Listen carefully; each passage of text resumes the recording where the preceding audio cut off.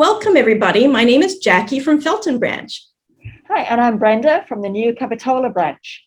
We want to remind you that our summer reading program runs through June and July. Go to santacruzpl.org/SRP or call 831-427-7713 to register, or visit your local Santa Cruz Public Library branch to get a paper log. It's free. And as a reminder, ebooks, audiobooks, and being read to all count as reading. Find out about our events and win prizes, badges, and more at our website, santacruzpl.org/SRP. Well, today, welcome to our nature journaling program. We will have a few visits through the summer, so join us virtually at the Felton Nature Discovery Park and at Corcoran Lagoon. We hope that some of you have been able to pick up a nature journal kit. Unfortunately, supplies are limited. All right, I'm going to show you this kit. It's a little noisy. So it's going to come to you in a brown paper bag with your last name first, and then your first name, and it'll be in the hold section under your last name. Let's see what's inside.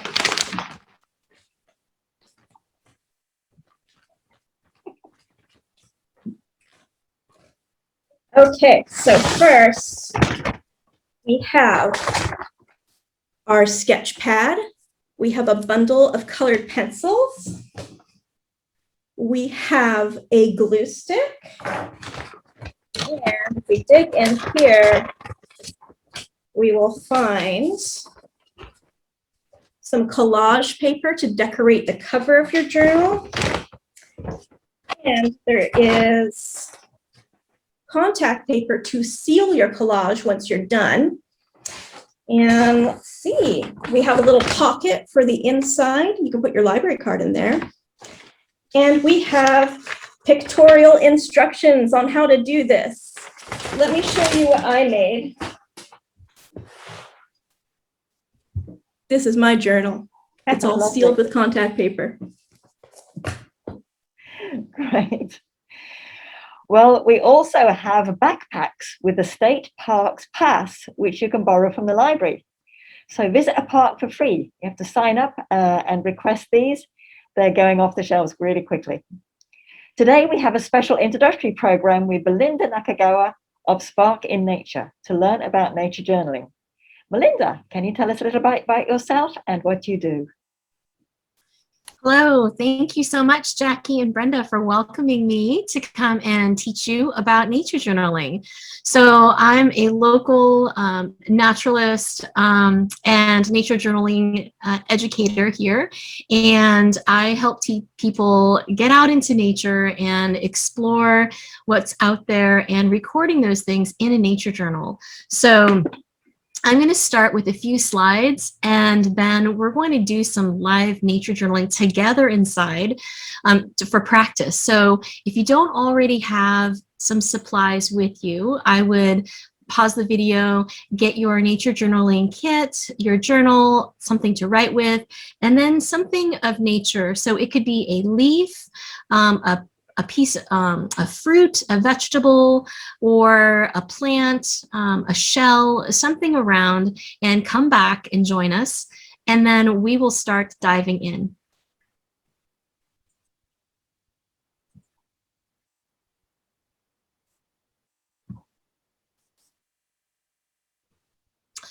All right, so welcome to our nature journaling session. I'm going to just start a little bit about what nature journaling is. So the way that I describe it, nature journaling is about observing nature, whether it's outside or inside, and you're recording what you see, not just what you see, actually, your experience in nature, what you're seeing, feeling, touching, smelling, thinking about, and we put that on a page.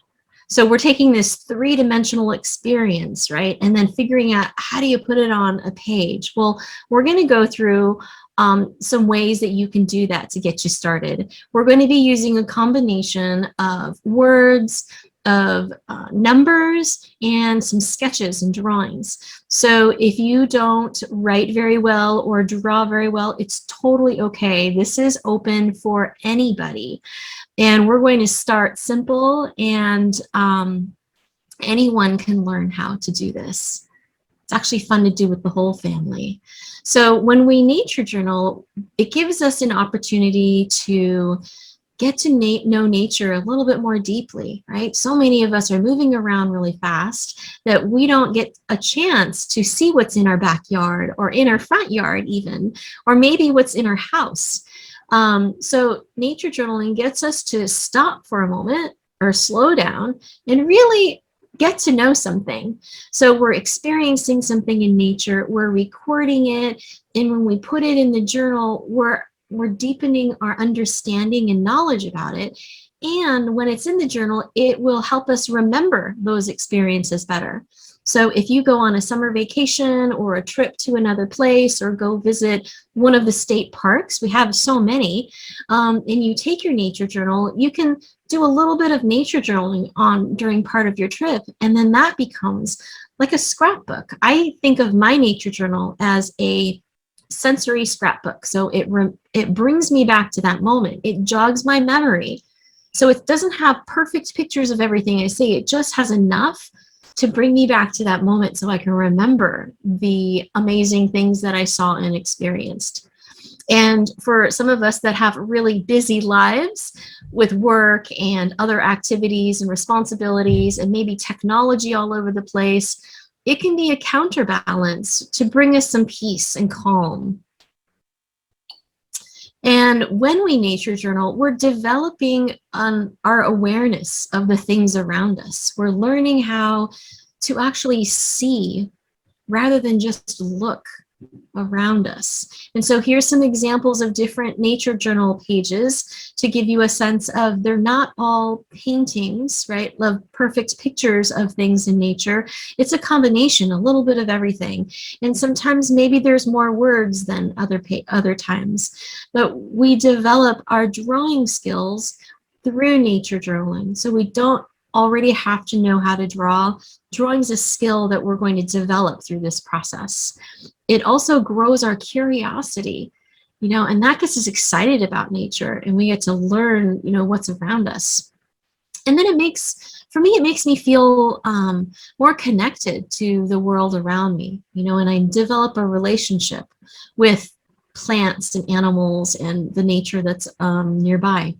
And in this process, we're also developing a visual vocabulary for our nature journal. So here's a few different samples here showing a combination of the 3 languages that I mentioned of words and sketches and numbers. We might count the number of petals, count the number of holes, count the number of birds or leaves. We might measure how long something is. We might notice the different colors, the different shapes, and then we're using a combination of words and sketches to show what we've discovered. A few more examples here. You can see this one has some measurements. I've measured how long this thing is, and the cool thing with this is you don't even have to know what it's called. So I found this on a street and I thought, this is so cool. I haven't seen one of these in a long time. When I was a little girl, my neighbor had these trees and these things would fall on the ground, and I knew what it was called, but even if you don't know the name, it's totally okay, because this can still be a fun discovery when we look in the nooks and crannies and ask questions about what we're seeing. And the point of nature journaling is not to know the answer. It's really to be curious and to see what's around you. So here's a page from a student who drew a caterpillar and had some questions about what's going on with this parts of the caterpillar and what it was doing on the leaf. And she wrote down some words everywhere. And so you can see that these don't have to be perfectly written. We don't have to worry about spelling or grammar. This is really just about observing what do we see. All right, some different examples of how you might draw in your journal. Like here, these are just showing movement, which can be kind of tricky. But the cool thing about nature journaling is there's different ways to show the things that you're seeing. And it's just about learning some of those little tips. This is an example of small little sketches, close up of a small abalone shell. So you don't even have to draw the whole thing. You can just focus on little parts of it like a magnifying glass and see what you discover. Here's some more examples of numbers and putting graphs in and tally marks. This is measuring the number of needles in a cluster of a pine, measuring the length of it. And all of these things that we're observing can help us find out the name later on. So this page on the right, I found this really cool pine cone and these long needles on a street, on a pine tree on a street. I didn't know what kind it was, but I drew what I saw. I noticed some things and I took some measurements. And when I went home, I could look it up in a little guidebook, and it helped me identify that it was a Tory pine based on the observations that I made. So this is the kind of work that naturalists and scientists do. And by just observing and noting these things, you can learn about your nearby nature. And a few more examples from different students. You can see just different styles of sketching and filling up your page. And so now moving on to how do we keep a nature journal. I like to use these three prompts or sentence starters. And one is about making observations. And it's the question, or actually the sentence starter is, I notice. So you might want to write that in your journal as a bullet point, I notice. So when we sit down with something from nature, we might not know what to put in our page, but if we ask ourselves, what do I notice? Like, what do I see? I like to think of this as, what if you were on the telephone, and this is not FaceTime or Zoom, but like just on the telephone, talking to someone that's not there. How would you describe the thing that you're seeing? So you might describe the color or the size or the texture or, you know, other aspects of it. And we're going to walk through some samples of nature journaling. I just want to get you started with these three questions that I like to get started with. So the second one is, what are you curious about? So when you look at this thing, does a question pop up into your mind? And that prompt starts, I wonder. So I wonder. So for this example, I found some eucalyptus leaves and I noticed these edges where bugs had eaten them. And I wondered what kind of bug was eating, what made these marks on the leaves. And then the third prompt here is, it reminds me of. So does the thing that's in front of you, does it remind you of something else that's different? Or maybe it reminds you of an idea, or it reminds you of something from your past, or something totally unrelated. You know, I thought that these seed pods reminded me of buttons, right? So you might think, or maybe the smell of your whatever you have reminds you of a smell of something else. So you can use these prompts to help us see more deeply into the nature subject that's in front of us. So I'm going to invite you to take your piece of nature, and maybe it's a leaf or it's a shell. I'm going to actually stop and hold up what I have. I have a few different things just for examples of what you might like to use. I went to my refrigerator and I found this. This is an eggplant. So this could be a subject for a nature journal. So you can get, you know, a piece of fruit or a vegetable. I found this in my refrigerator. So you can get a piece of ginger or other kinds of things. Maybe you have something like this in your house. So you don't have to take the leaves off because this plant really wants its leaves. Do you see how many there are? There are not very many. So it's not going to be happy if I took one of the leaves off. So I might just draw it while it's on the plant so I can set it down next to me and pick one of these leaves. Or maybe I have a cup here with some plant leaves that I was starting. So they've got roots in them right now. But maybe you have, a house plant that ask if we can collect one of its leaves if it has lots of leaves. And if it doesn't have very many leaves, you can just bring the plant next to you and draw what you see. And I think that right now what I'm going to do is invite Jackie and Brenda to share with us what they've collected as samples for our nature journaling today. Hi, Jackie. Hello. I collected this, and I think it's a salvia or sage. It's got these really beautiful purple flowers on this sort of, I don't know what you call it. It's not an umbel. It's like a compound flower. And I notice there's even like a little tiny bug. It's really flat. Oh, cool. I see it. Right there. There. And for those of you who are wondering about these special words that we might use, you don't have to worry about, you don't have to know anything about the animal or the plant that you have. With nature journaling, we're just going to use our senses, and we're going to describe with our own words what we see. So we don't have to already know what kind of flower it is or the different parts. So you can have anything that's in front of you. Yes. And Jackie, you had something else too that you found on your desk. Yeah. So if you have a shell or a stone, those can be nice objects to draw. Look at the shapes on that. Yeah, that could be a really good subject for a nature journal. Yeah. Thank you, Jackie. And Brenda found some really cool things too. She went outside and picked up this. Just outside the library right here, there's a whole lot of wood chip down, and this was poking up through it. It looked like a wood chip to start with, but it's not. It's a sort of mushroom, I think, and it's all amazing.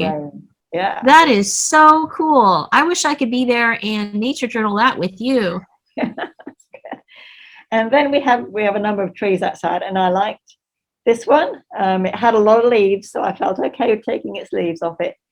But it's actually, I like the way it's not quite, it's almost symmetrical, but not quite. They're just, the leaves are just out of step as they go up. Oh, it's a good observation, Brenda. Yeah, and look at all those. Those are actually leaflets on one leaf. So that whole stem is one leaf with lots of leaflets. Yeah.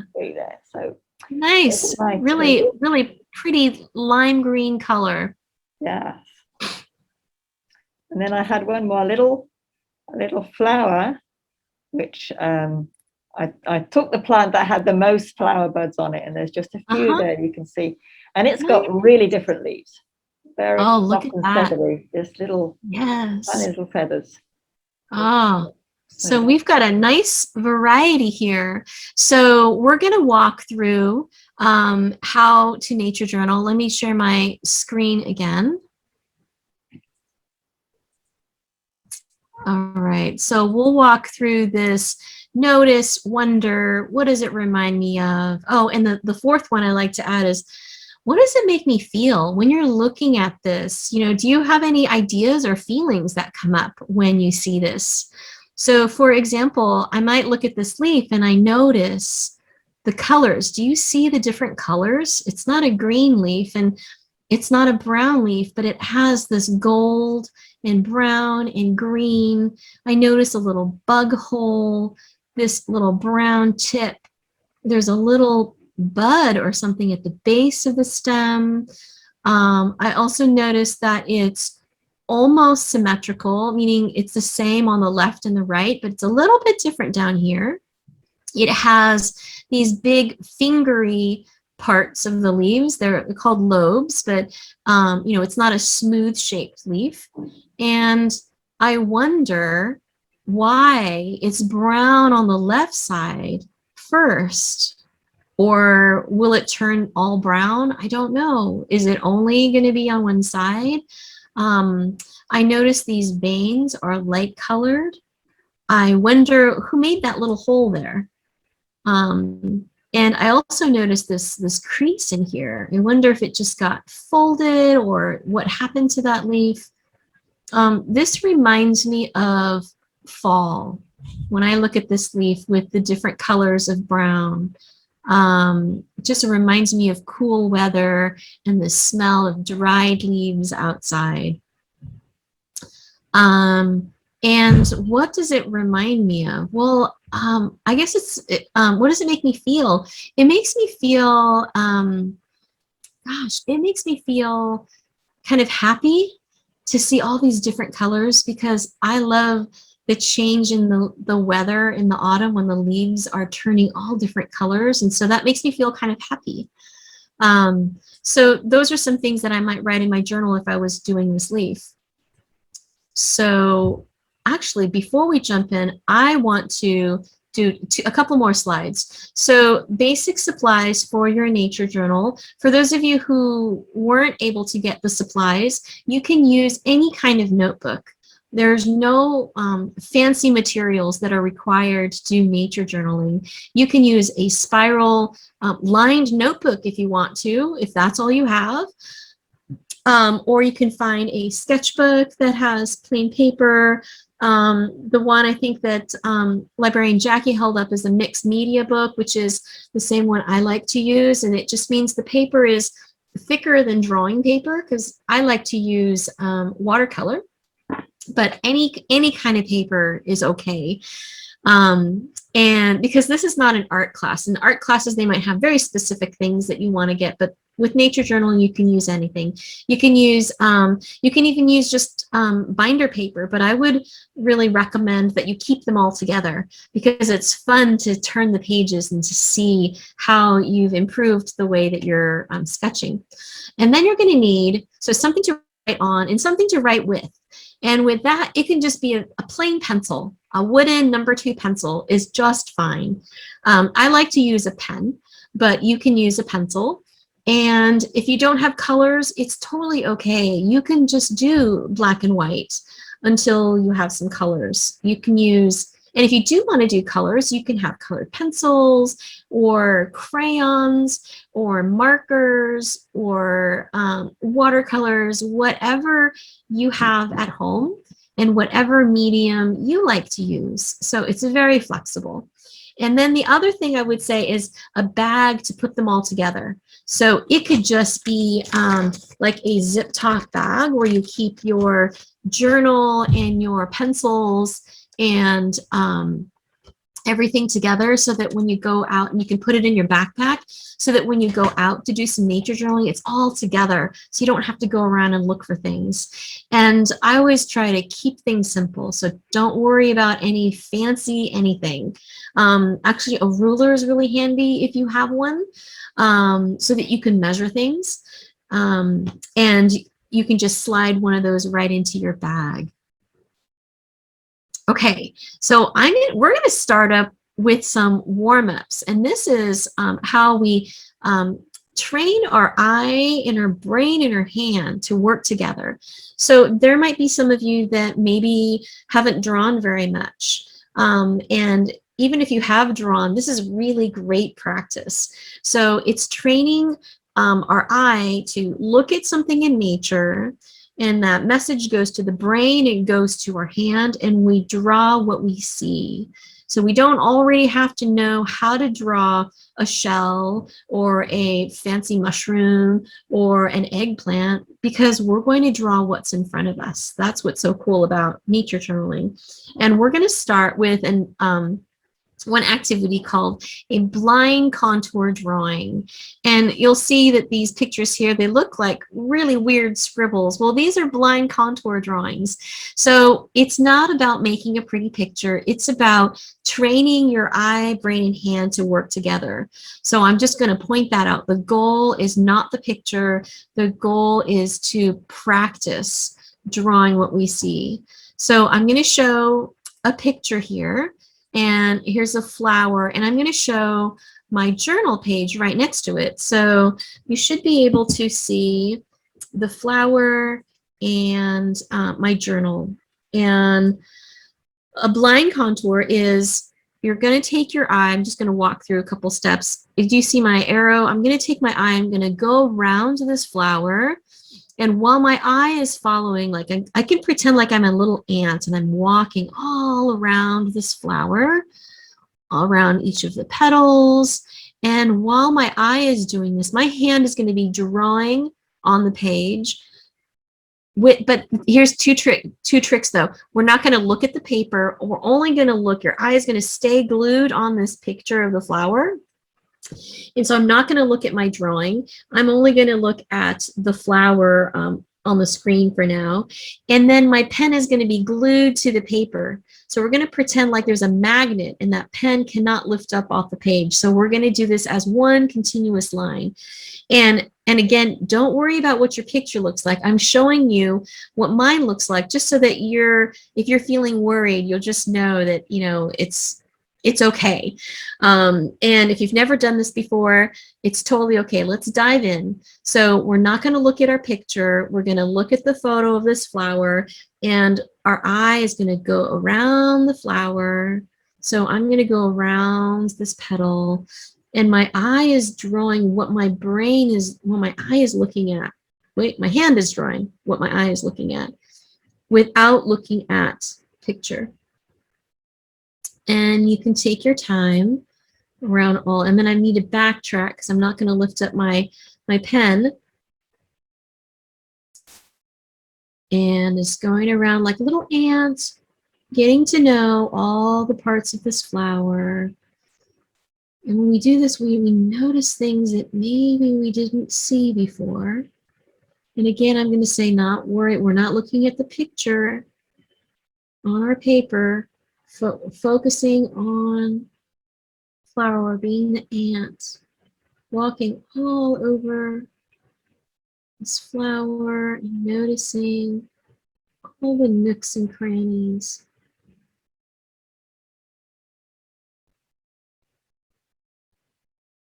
And I'm going around this third petal and then go into these white petals.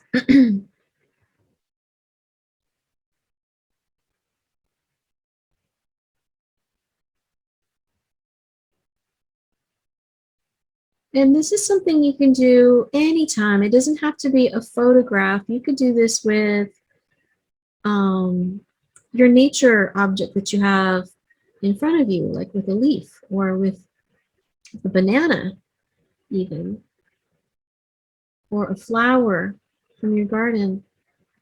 And what this is doing is it's training our eye and our brain in our hand to draw what we see.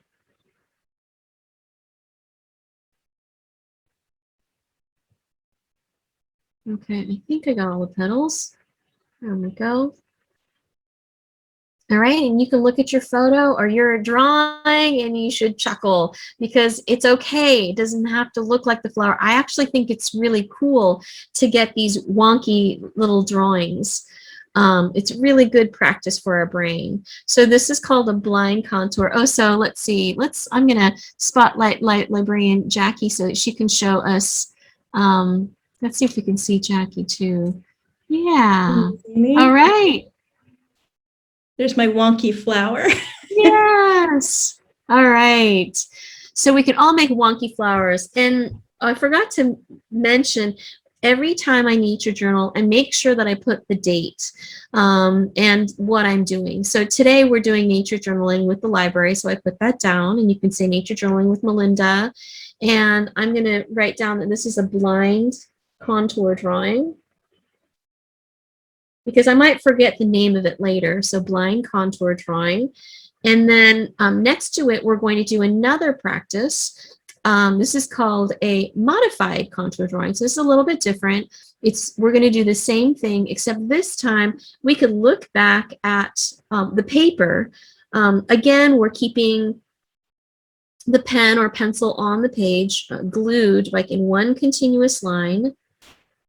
I'm going to go around each of the petals, and we'll do the same thing. And this way, I can check back and make sure that I'm getting better proportions.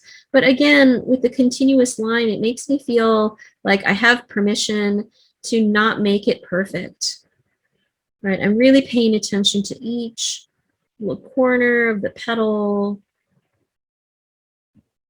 And you might notice something interesting about one of the petals. Let me see. I'll ask you at the end to see if anyone found this interesting discovery.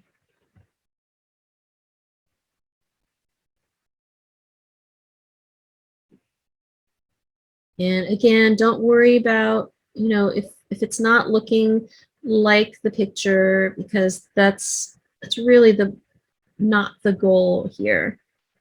You're really just practicing seeing something in nature and drawing it. All right, so this one is a modified contour drawing.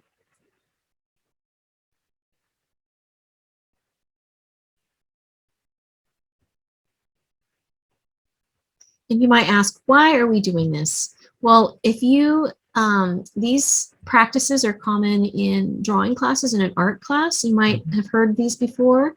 And so we're borrowing these exercises for nature journaling to help us become better observers and better at drawing what we see. So when we do this exercise, we notice the little details about these flowers. How many of you, did anyone find something interesting about one of these petals? One of the white petals. Yeah, I think Jackie found it. Brenda, did you see it too? Yeah, there is a little white spider right inside the petal. And if we were in the garden together and we saw this flower, we might not even see the spider if we walked by. But if we stop and draw it, and to do this as a nature journal subject, we notice little things like that. Like Jackie found a little bug on her flower, and I think Brenda said she saw a little bug coming out of mushroom.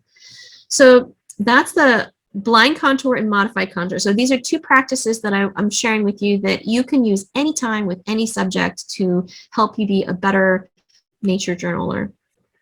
How about if we do one more warm-up? This one's a fun bird, and we'll do the blind contour because I like to do lots of blind contours. I think they're super fun. So I'm going to start. So I'm not going to look at my paper.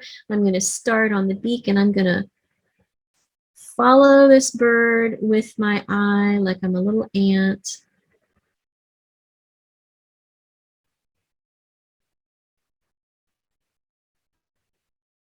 And go around, noticing all over.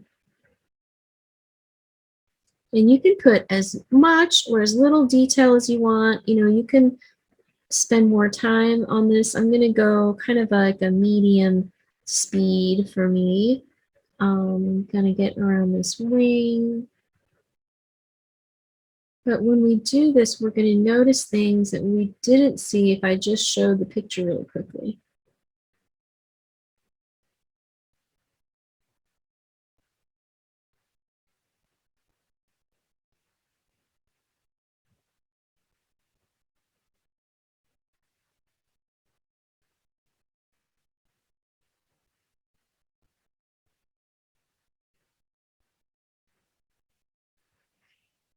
Oh, wow. You can't even tell what it is on my paper. Well, that's okay. It means like we paid attention to, yeah. So we're just practicing being okay with what our drawings look like because it's not supposed to look like the bird, right? We didn't even look at our paper. So we're going to let go of that, that need to make it look good because that's not the goal right now. So we can do, let's see, I think we just had a couple samples here. Okay. So now we're going to take our nature object. I'm going to expand my screen out here. And I think I'm going to invite you to start on a fresh page so that we have plenty of room. So I'm going to flip mine over to a new page. All right, and what do I want to draw today? I think I'm going to start with, I really like this plant here. There's a lot of these growing in my front yard, and I needed to trim them back, so I cut some stems and put them in this glass, and they're rooting in the glass. So I'm going to, I think I'm going to take one of these leaves. So if you have a nature object that's small enough and it's got, this one is not too complex, but sometimes you might have like that oak leaf that I showed a picture of that might be a little tricky to draw. I'm going to share with you some tips on making the journaling a little bit easier. So let me just put the date on here again. So for a nature journal, I would say you can put the date and the date and location is really key. So you can put all kinds of other information about the day, but I like to put the day of the week. You don't need to do that. And you can write it however you want. You can put the date. You could do 6/18/21 or write it out across or up and down. This is just my way of writing the date. So I put the date and I'll put, I might put the time of what it is. I might put the weather if you're outside, it's a sunny day or a cloudy day. You can put, little symbols and say it's sunny. And then I might put the temperature. But I think the most important is the date and the location. So since I'm at home, I'm just going to, I'll just say I'm at home. But if you were out, maybe somewhere in Santa Cruz, or maybe you went to Capitola, or you went to Felton, you might write that down, or the name of the state park if you're in, so you can remember. So one tip is if I have something that is small and I can give myself some guides, I take my pen or pencil and lightly trace it, or take my pen and put some dots around it. And instead of tracing it directly, I'm going to put some dots so I know how big it is. And I'm going to look at this leaf and draw it in. So you can go ahead and do this with whatever nature subject you have. And if it's way bigger than the page, then you can make it smaller.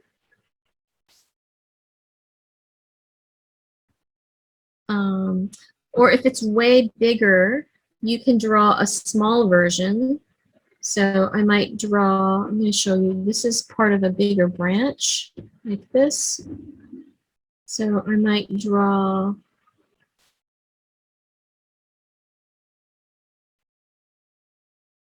I'm going to draw this branch here.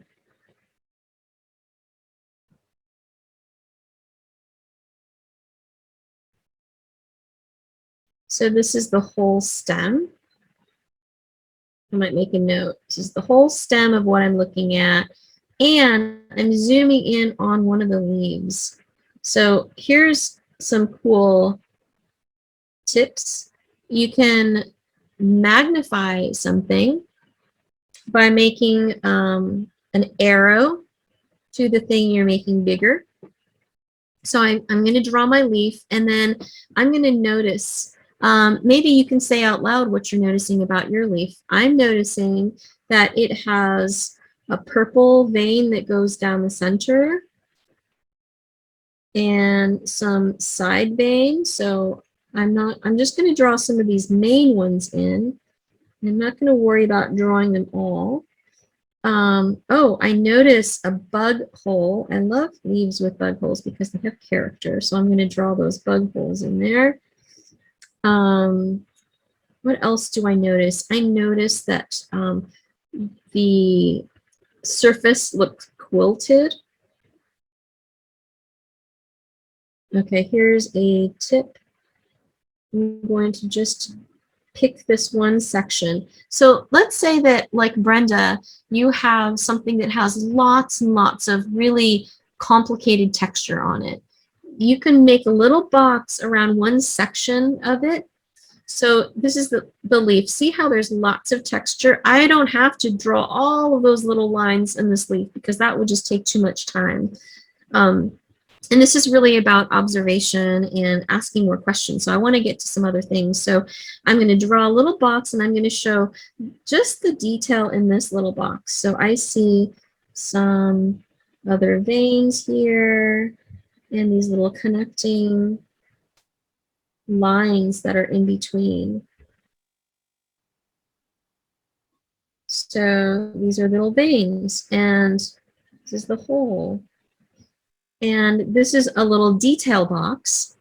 So I don't have to do the whole leaf. And if you had, if you're going to add color, I use a water brush, which is a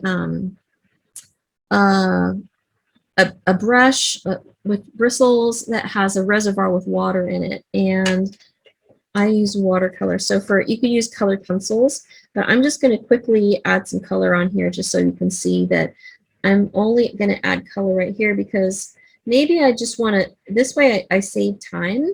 And especially if maybe your leaf is striped with lots of detail, you don't have to do the whole leaf. You can just do that one section.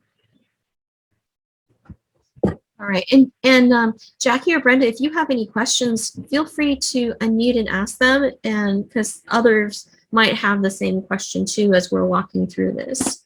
I have an observation. Yeah. When I was first looking at my shell, I was thinking, I have a black shell. But now that I'm looking at it, I see like charcoal, I see light gray, I even see bits of orange, like a rusty color, and white that I just didn't notice before. Yes. Yeah, great observation. So, yes, same with my leaf. You know, when I look at it, it's not going, your leaf, if you have a leaf, it's not going to be just one color. If you look at it carefully, it might have, you know, kind of a yellowy green or maybe a darker green, and describing those differences. So we're walking through some different ways to add some words. If you are someone who is feeling like your drawing skills are still developing and you're a little nervous about drawing, then I recommend putting words on your page right away. And that's going to help with making this less about a painting. So I'm going to, right here, I'm going to start putting some words in here. So I make a line from this little bug hole, and I'm going to say, I see a bug hole, right? So I'm describing what I see. And maybe I notice, you can write the words I notice if you want to, and then you can make a list perhaps. I notice purple veins, puckered surface, like the surface of my leaf is not smooth, it's puckered, right? Meaning like it's kind of like puffy in sections. So maybe your leaf is shiny or smooth, or whatever object you have has a certain texture. You can write that down. The other thing I notice is that the edge is scalloped. So I might do, I'm going to do a zoom. So you can magnify something by taking a little circle of the piece. And I kind of ran out of room, so I'm going to make it go over here. I like to use these big arrows, and I'm going to make another circle, just like this circle. So here's a trick. To magnify something, put a circle around that little area that you're interested in, and with an arrow connect it to the bigger circle. And then what I'm going to do is I'm going to draw exactly that orientation, right? The leaf on the left, the arrow on the right, and I'm going to draw what I see here. So I'm seeing that this leaf looks like this, these little indentations. And maybe I'm going to say that it has, I'll describe it as scalloped edges. Right. And maybe with this, I might add a little color so it shows up a little bit better. So see, I could see that it's the green leaf right there. What else are you noticing about your nature? If you are describing it to someone on the telephone, whatever you're noticing, write that down on your notebook. If you have a ruler, I have a ruler right here, and I like to use the metric side, which are the centimeters, because the rest of the world outside of the United States use metric. And so when we use metric, we can communicate with someone who doesn't live here. And if you do any science, in science we use metric. So learning how to use the metric system is really helpful. So I'm going to measure this leaf in centimeters. And so I'm going to measure from the tip of the leaf to, maybe I'm going to stop to the base of where the green is. And that's 9 centimeters. And this is how I would show it on my page. I might show a line that goes from this point right here to right here on the leaf. And this was 9 centimeters. So when I do this, I'm telling you that I measured from the tip of the leaf to this spot. If I measured the whole leaf to the stem, I would make this line go all the way to the stem, and then I'd write the number down. And then I'm going to measure the other way too. I'm going to go sideways, because when we put measurements down, someone who's far away, like Jackie, if she looked at my nature journal, if I had measurements on there, she'll know how big this leaf was. And I'm going to measure the other direction too. So the side of the leaf this way, and it was exactly 5.5. So 5.5 centimeters wide. Right, so that's some ways that we can put numbers in there. You can count the veins if you see veins that are visible. You can count, Brenda had a nice leaf with leaflets. Maybe she's going to count the leaflets that are on that leaf, right, and put that in her journal. So I'm going to show right here. So maybe with Brenda's leaf, she might draw a tiny sketch of the whole leaf with the little pairs of leaves on either side, and then maybe she picks one of those leaves to zoom into. So some of the strategies we're learning, the zooming in is really helpful.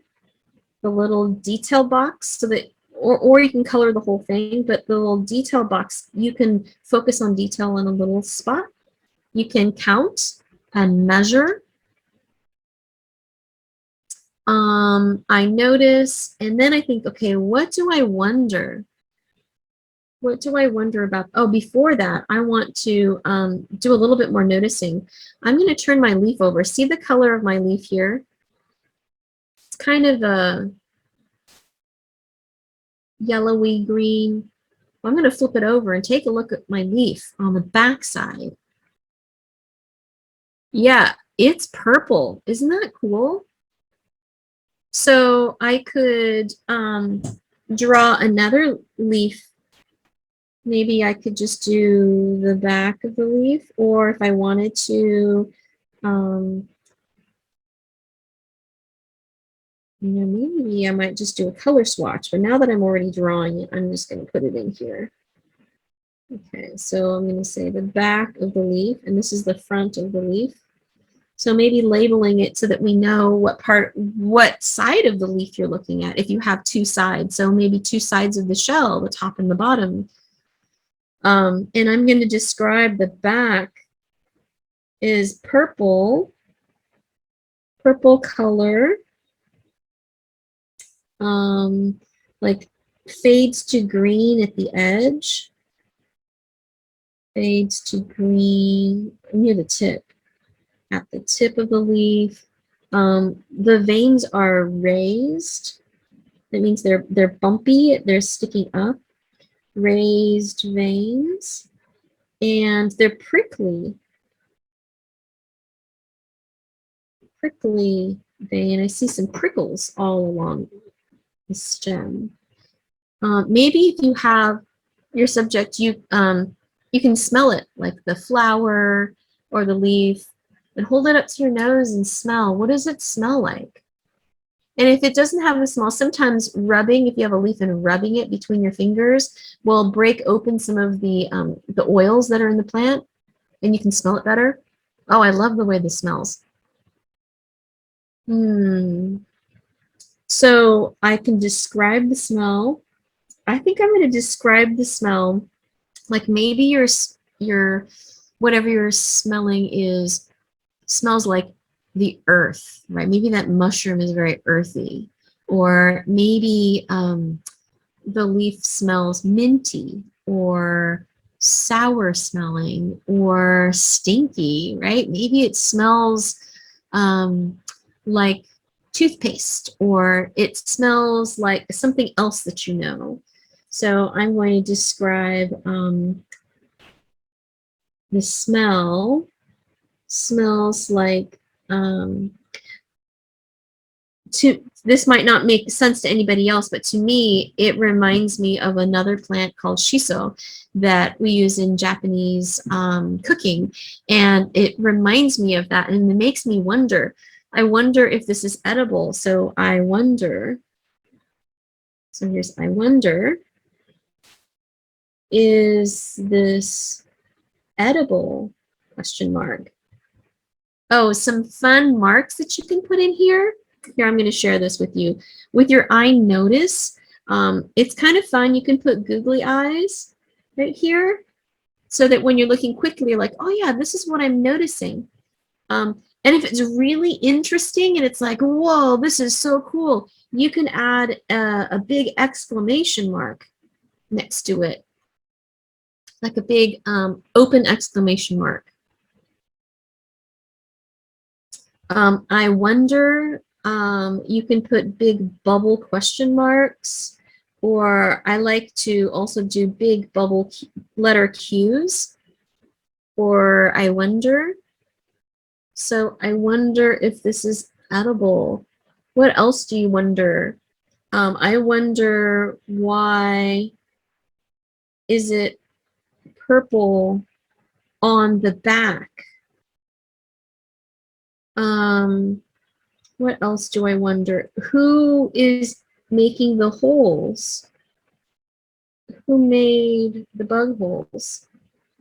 And I'm going to invite you with the questions not to worry about the answers. So for now, we're just going to be super curious, and whatever question pops into the mind, we're going to write it down. And we're going to try to get as many questions as possible because we're getting really curious and diving in.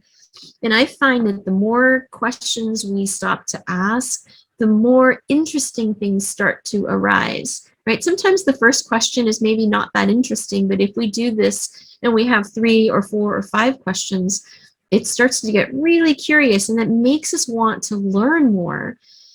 And then maybe if I keep doing this, there's a really cool question and I'm like, oh, I'm going to have to call one of the librarians and ask, how can I find the answer to this question? Maybe there's a book about mushrooms or a book about flowers that I could look at. And I know that we have the internet and it's super easy and fast to look things up, but I'm going to invite you to just sit with not knowing. Just sit with not knowing for a little while and let this sink in.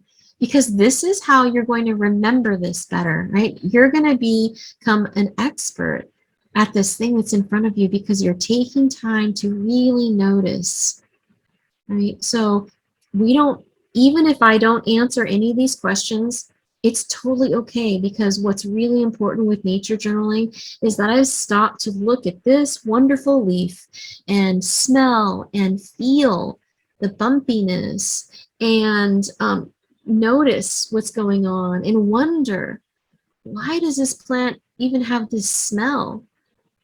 You know, why the smell? And then you might have some possible answers. I have a possible answer. I'm going to say, could it be for like a bug deterrent? Could it be?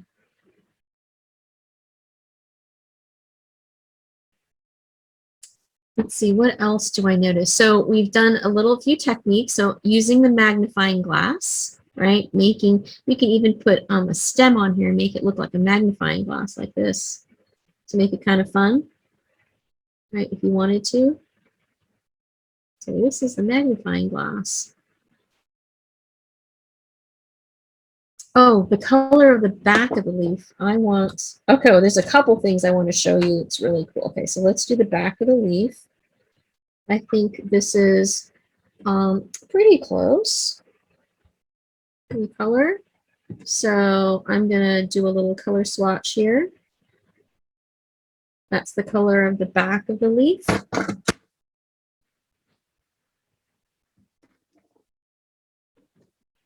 So if you're doing a leaf, I encourage you to look at the back because the front and back are often very different on leaves. All right, I'm going to teach you one more technique, and it's called a cross section, which is a fun way to show the structure of something, like a 3D structure. So I'm going to use something else here. I'm going to show you that technique with, how about my little ginger friend? So if I was drawing this ginger, I'm going to do this kind of like a contour drawing. So see how, you know, your drawings don't have to be the perfect representation of what you're looking at, right? And I'm noticing some lines here, some squiggles. So I won't go through the whole thing, but I want to show you the cross section. So cross section is imagining taking a knife and cutting through your leaf or your stone or your shell or the eggplant. And if you can't really cut it in half, we're just going to imagine it. So if I imagine taking a knife and cutting through this ginger right here, I'm going to make a mark with my pen, right? And then I'm going to put a label. So I'm going to put A on either side and then a little apostrophe on the second. So A and A prime. It's just showing you the left and the right side of this ginger. And then I'm going to show a cross section. So from A to A prime, I'm going to try to keep it the same orientation. I'm going to imagine what that cut side is going to look like. If I took a knife and cut through this ginger, what would it look like? So I'm going to look at my ginger, and let's say I don't have a knife, so I can't cut it. So I'm just going to kind of hold it in my hand and look at it. And I'm going to cut through, and it's going to look like this.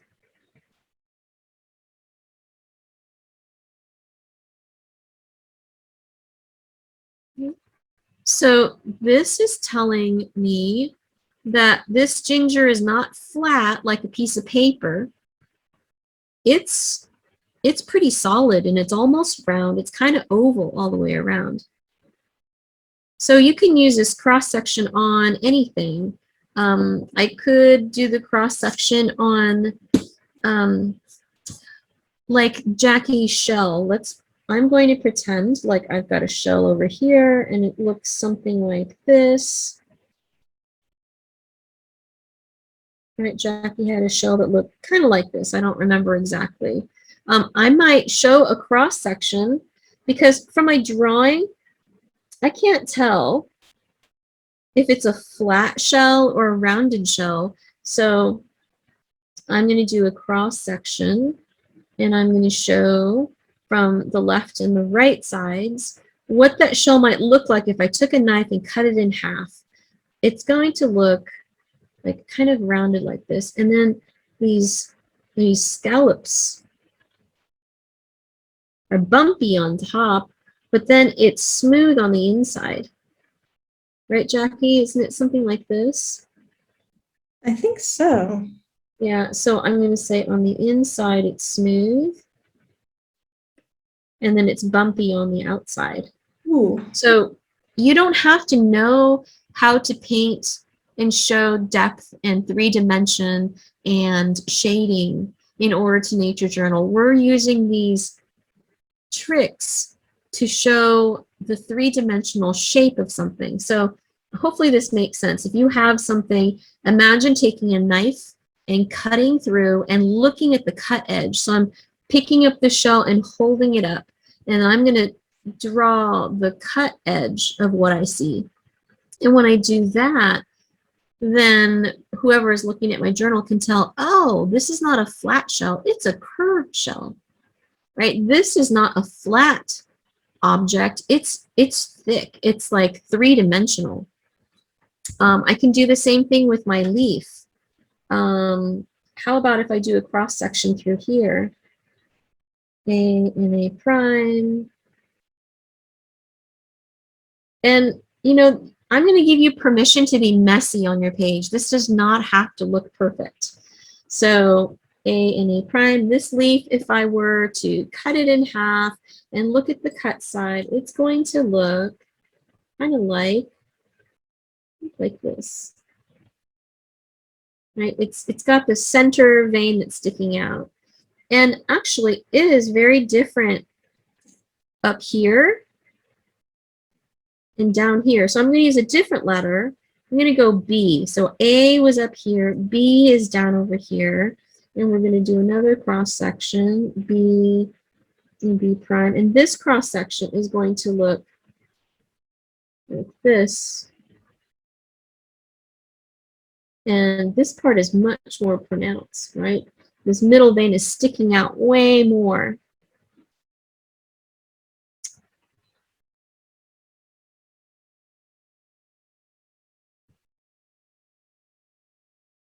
All right, so your page might look messy, and that's totally okay, because what's important is that we're spending time with nature and we're being curious and we're writing these things down. So this helps us be better naturalists and paying attention to what's around us and being curious. All right, so let's see what else. Oh, and another thing you can do is adding a little bit of nature is you can take your, if it's a little leaf that you've plucked, you can add a little, maybe rub it onto your page and see if you get color. So I'm rubbing it, I'm getting a little bit of purple. So I might maybe put a little box and say, I rubbed the back of the leaf here, and I got purple. I know that you got some glue sticks in your journal kit. You could also, I'm going to show you,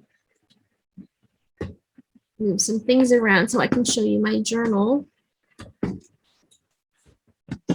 So I recently went to a forest and I found a leaf that I pressed. So I took this leaf and I pressed it in between the pages of a book, between paper towels, and I put some heavy books on top. I made it, pressed it down, and I let it dry for a couple of weeks. And then it's this crispy little leaf. So I taped it onto a page, or you can glue it onto a page. I didn't leave any room to tape it on this day because it was a few weeks ago. So I just put in a piece of tracing paper and I kind of put it in here. It gives it kind of a neat look. See how it shows through this tracing paper. There's this pressed leaf. And I did a stamp with this leaf.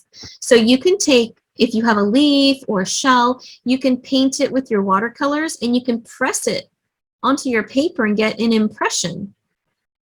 And then I traced around the outside with the pen because it didn't leave the nice marks on the outside. So depending on your leaf might leave a messy impression or a neat impression. So that's another way that you can get a piece of nature in your journal. Or maybe it's a rock and you want to, paint a little bit of the rock and see if you can get a stamp from that rock. Here's different rocks I found at a river, and I made little color swatches. There were so many different colors that I saw on the rocks. So I didn't have to draw all the rocks. I could just do little dots of color and say these were the river rocks. And I had all of these questions that came up from what I saw there. Another thing you can do is take a impression. So this is done by taking a piece of paper, putting it over, this was like a winged seed of a maple. Here, I'm going to do that with this leaf to show you. So it doesn't have to be tracing paper. You can just do printer paper. Let me see if I have a piece handy right here. Hold on one second.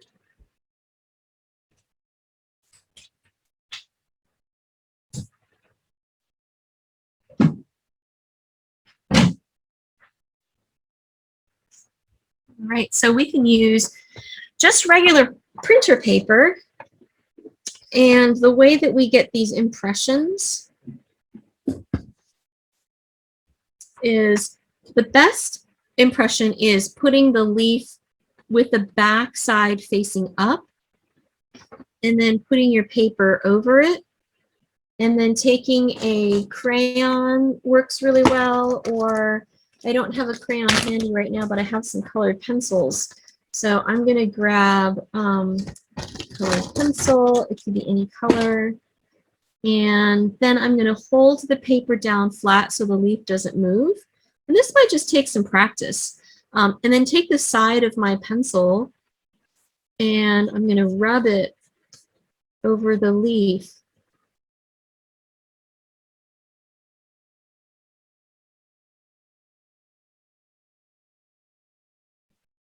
To get, this is a really cool way to get the impressions of all the veins that might be kind of hard to draw. Oh, look how pretty that is. So this is another way to put a piece of nature into your nature journal. And then you can cut out that little square and you can glue it into your journal, you know, on another page, and just write down what, you know, what you noticed about it, you know, about these veins. Maybe it reminds you of something. Let's see, we did painting, stamping, rubbing, pressing. Pressing is the other one. So perhaps you, oh, I think I showed you the leaf. Here's another one. I went and found some wild, some kind of mint by the river. And I pressed it in between my pages. It's not quite completely dry. It's best when it's completely dry, but I just put some Scotch tape in there and taped it in there, but you can also use glue in saving a little piece of that nature. I think that's what I'm going to share. So you can do this. I know it's just a start, but each of you can go out and take a look at nature and do this activity on your own. And I'm going to stop my share for a moment and see if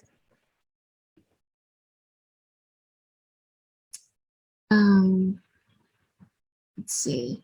Let me go back to my screen. I wanted to see if Jackie or Brenda would like to share what you've done today. Yeah, sure. I can share what my page. So I have my leaf there, and I did some measurements, and mine are in inches because I know my thumb's an inch. Oh, So that's cool.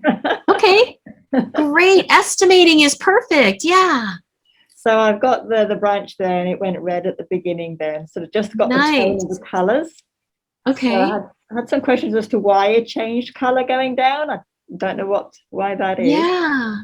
I did your little arrow out to, there's the main leaf, and that's the back of the leaf.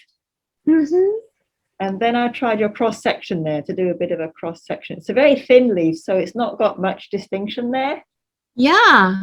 But I also measured the leaf with my thumb again. Yes. Oh, see, so those are, well, yeah, this is really great to know. So you know that your little section is 1 inch. So we can all do that. We can measure a part of our hand and know how big it is. Like maybe you know the spread between your first finger and your thumb, or how long your pinky is, right? And then use that as a measuring ruler. Yes, and so I wondered why it had separate leaves, whereas the tree next to it had just one big leaf. This one's got 10 small leaves. So So why? Well, I was thinking why about that.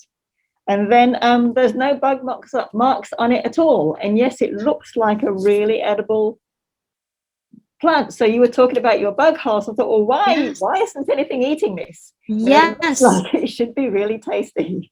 Yeah. Oh, Brenda, these are really great questions. And, each of us, when we have those questions, I would write them down in our journal because you might not answer them today or next week, but it's going to, by asking the question and writing it down, it's going to stay in your memory so that maybe somewhere down the line, you might ask that question of something else and something exciting might come out of it. I know it will come out of it.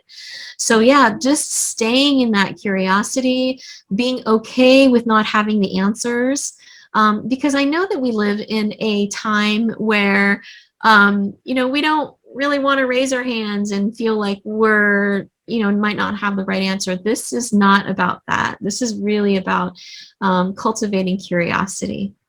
So I wanted to see if Jackie wanted to share her page.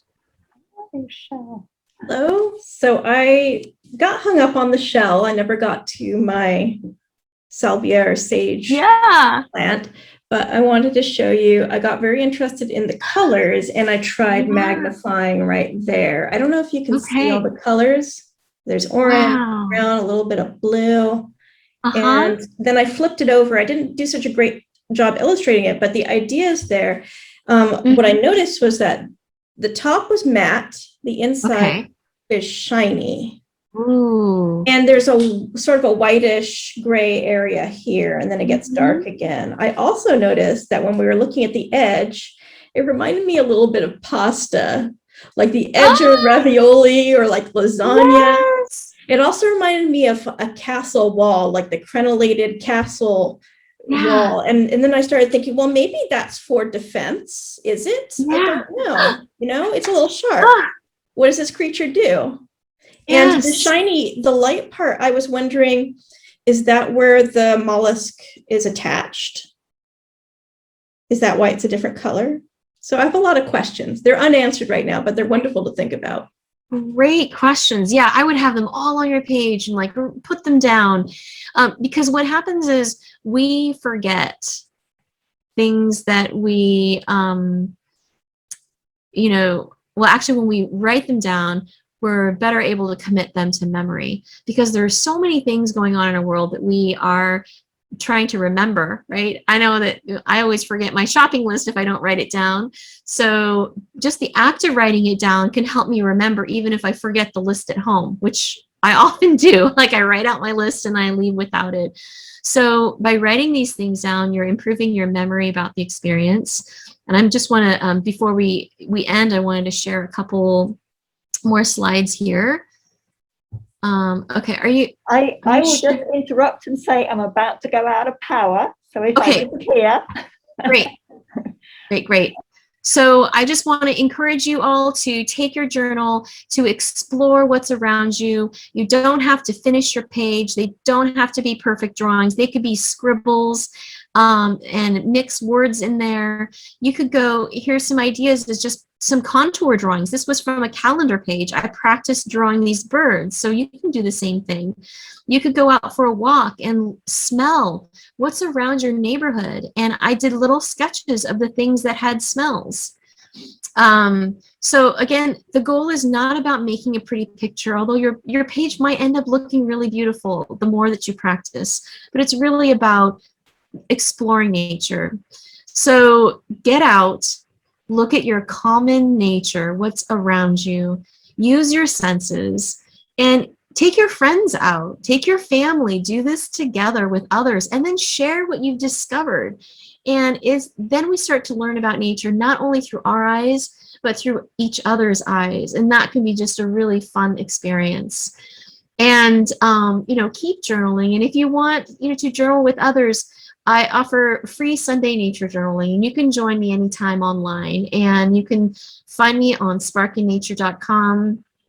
And I also have, opportunities for classes, but I would encourage you to go and find a friend and share this nature journaling experience with somebody else and have fun exploring your nearby nature.